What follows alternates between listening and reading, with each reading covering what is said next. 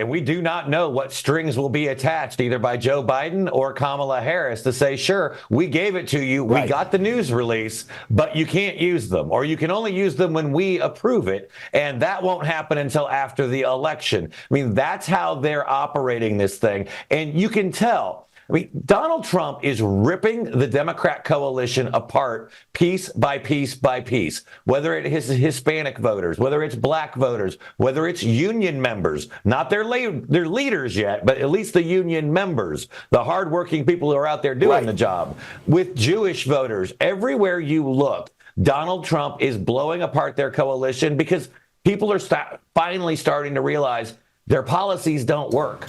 And I said it on CNN today.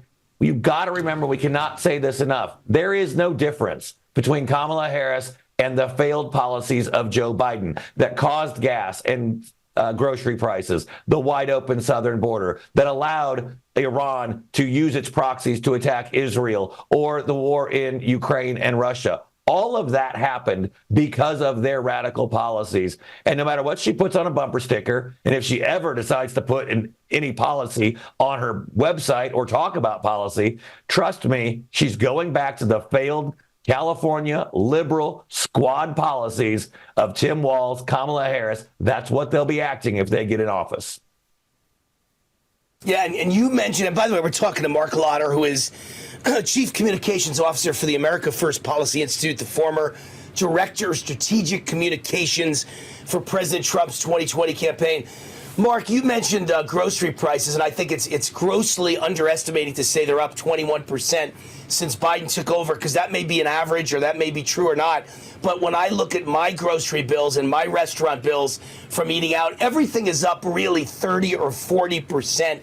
Dramatic increase. I even bought vitamins the other day, and I looked back at what I was paying under President Trump, and my vitamin, the bottle of vitamins that I order online that I get in bulk is up by 40%. So things are up dramatically, and the thing that's underplayed is your electric bill and your gas bill in your house and your car gas bill. Things are up so big because of their green energy obsession and their climate change obsession that most middle-class people are being edged out of their budget. They can't afford to buy groceries because they got to heat their house, and the bill is so high. This is crazy.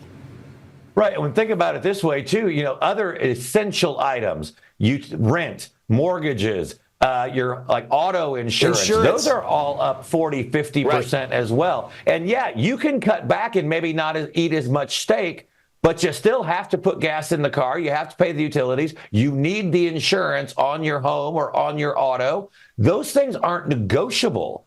Sure, okay, you might buy generic, but there's only so far you can cut. And when Kamala Harris talks about her ban on fracking, her being anti-American energy, that is going to drive prices up even higher. And so we have just now started to see, and even today we got a report, we're going to get another report tomorrow on inflation.